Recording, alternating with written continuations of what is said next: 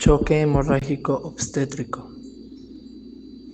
Es un síndrome que resulta de una perfusión celular inadecuada para mantener el metabolismo celular y ocurre secundario a una caída brusca en el volumen sanguíneo circulante.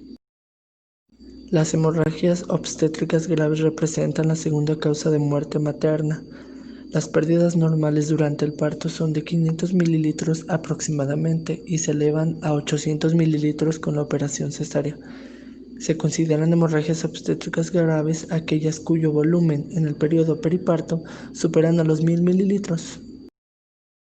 Otro indicador incluye el declive o la caída brusca del hematocrito o la necesidad de efectuar transfusiones de sangre para asegurar un volumen eritrocitario adecuado.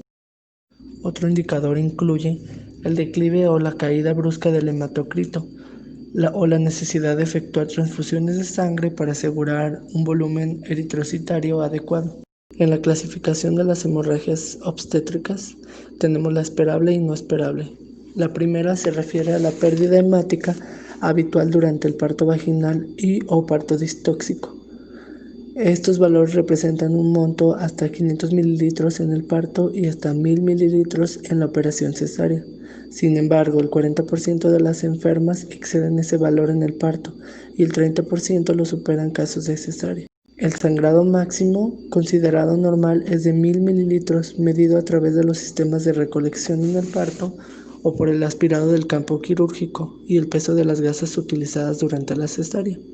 Pero pues para facilitar un poquito la orientación diagnóstica inicial, resulta conveniente clasificar las hemorragias de acuerdo con el periodo obstétrico que estemos, considerando que se pueden dividir en antes del parto, en el puerperio, y como ya sabemos es puerperio inmediato, intermedio y tardío, y también se clasifican indiferentes. Durante el periodo de antes del parto, tenemos que sus causas pueden ser considerando una placenta previa, desprendimiento de la placenta, ruptura uterina o basa previa. Durante el puerperio debemos considerar el puerperio inmediato, que es durante las 24 horas. Se clasifican hemorragias primarias. Debemos considerar una atonía uterina, un traumatismo cérvico-vaginal, una retención de restos ovulares, un trastorno de adherenciales placentarios o una involución uterina. Durante el puerperio tardío, entre las 24 horas y la sexta semana, se clasifican hemorragias secundarias. Debemos considerar una retención de restos ovulares, una endomiometritis o una normal involución del lecho placentario. En la clasificación 3, que es indiferentes, que es muy raro, debemos considerar coagulopatías congénitas, coagulopatías adquiridas. Puede ser una coagulación intravascular diseminada o una coagulopatía dilucional. En los factores de riesgo podemos encontrar que se ha reconocido que principalmente es un parto distóxico, la miomatosis uterina, la inducción del parto, el embarazo múltiple y que nuestra mujer gestante tenga un índice de masa corporal menos de 30, las coagulopatías previas, la placenta previa, los trastornos adherenciales de placenta, la macrosomía, la preeclampsia, la placenta retenida, la amnionitis y las intervenciones vaginales. Todos estos factores de riesgo condicionan o pueden determinar a que nuestra mujer gestante pueda desarrollar un choque hemorrágico obstétrico. Existen diferentes criterios para evaluar el nivel de gravedad, destacándose aquellos que se basan en la cuantificación de las pérdidas sanguíneas o el volumen de reposición de la volemia. Para expresar las pérdidas en función de la volemia, se deberá tener en consideración que la misma al final del embarazo representa 8.5 a 9% del peso corporal aproximadamente, mientras que el valor normal de la volemia en no gestante es de 7% del peso corporal. Las pérdidas normales durante el parto, ya antes mencionadas, son de 500 mililitros aproximadamente y se pueden elevar a 800 mililitros con la operación cesárea. Existe una tabla que es de la clasificación de la gravedad de hemorragia obstétrica de acuerdo con diversos criterios. Se toman en cuenta 3 criterios que son basados en las pérdidas hemáticas, en el recurso terapéutico y en la disfunción orgánica. Como podemos observar, en la primera, en la A, evaluación subjetiva y objetiva, las pérdidas hemáticas que superan a los 1000 mililitros son graves. Las pérdidas hemáticas que superan a 1500 mililitros son masivas y las pérdidas exsanguinantes que superan los 2500 mililitros deben considerarse muy de urgencia. Estas surgen en la cirugía del trauma para referirse a sangrados cuyo volumen supera el 40% de la volemia. El segundo criterio, basado en un recurso terapéutico, puede ser una histerectomía de urgencia, ingreso a la unidad de cuidados intensivos o una transfusión masiva mayor a 4 unidades por hora o mayor al 50% de la volemia en 3 horas. El tercer criterio, basado en la disfunción orgánica, surge de la mala perfusión tisular celular, que durante la hemorragia no se está atendiendo de manera correcta. Esta tabla es del volumen de hemorragia mediante la estimulación visual. Debemos considerar una medición o una estimación del volumen del sangrado que se está perdiendo. Durante el parto u operación cesárea se miden las pérdidas por medio de sistemas graduados o de recolección y se pesarán los apósitos utilizados. A modo de ejemplo, una gasa de 4 por 4 centímetros empapada contiene en promedio de 10 a menos 2. Todo este sistema de recolección se pone en una bolsa, que es prácticamente un método muy sencillo y barato. Su objetivo es cuantificar las pérdidas hemáticas.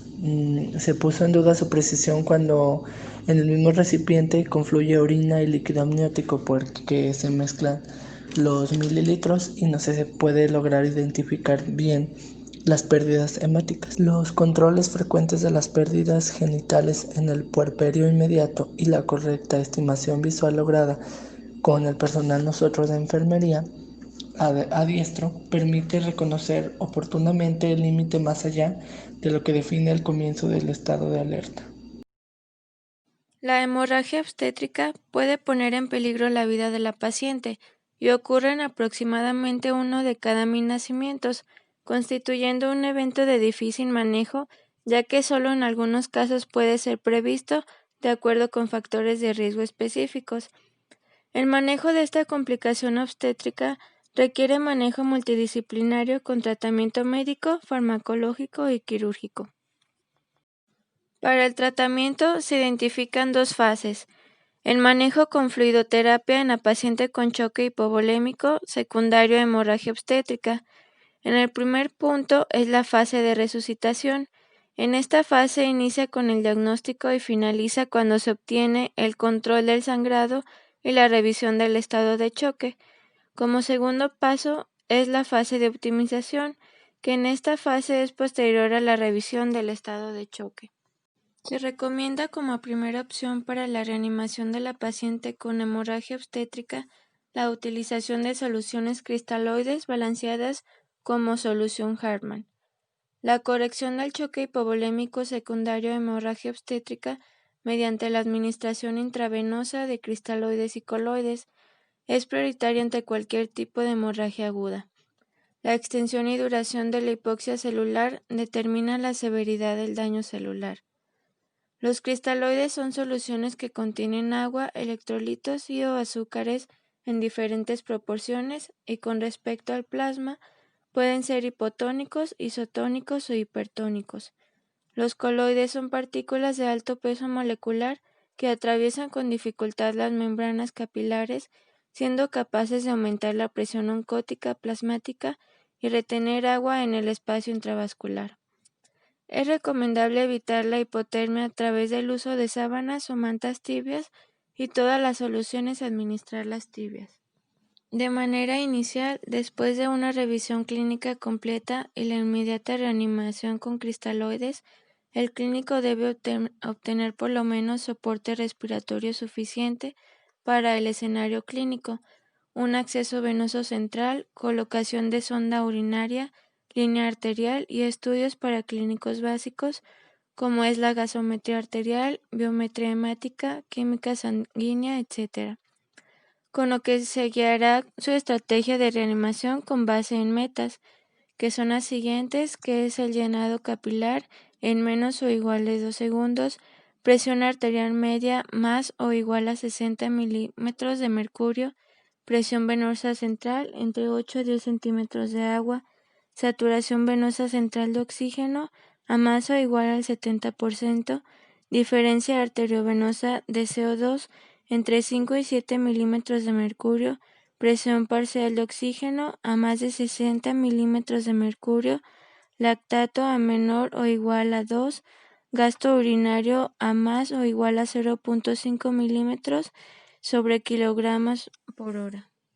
La estrategia en administración de líquidos hemoderivados, en caso de no contar con variables dinámicas de respuesta a volumen, bien podría optarse por cristaloides 30 milímetros sobre kilogramo como dosis mínima, y en caso de enfrentar estadios más avanzados de choque, la administración de hemoderivados cuando las pérdidas exceden 30% de volumen sanguíneo o cuando la hemoglobina es menor a 10 gramos sobre decilitro o cuando una paciente hipotensa no responde a 2 litros de cristaloides, se sugiere a razón de 2 unidades de plasma fresco congelado por cada paquete globular administrado, siempre teniendo en mente complicaciones hematológicas propias de la hemorragia aguda, así como aquellas asociadas al empleo de hemoderivados. Ahora, en la historia natural de la enfermedad, en el periodo prepatogénico, encontramos nuestro huésped, que es una paciente de 25 años.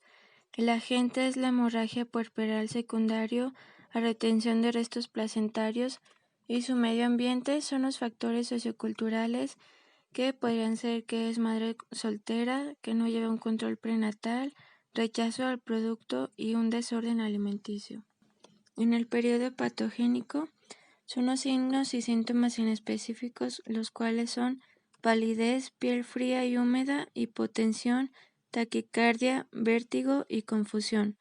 Los signos y síntomas específicos son la pérdida sanguínea superior a 500 mililitros, daños de descomposición hemodinámica como la hipertermia, piel fría y húmeda, hipotensión, taquicardia, palidez, fatiga, letargo, astenia, cefalea y anorexia.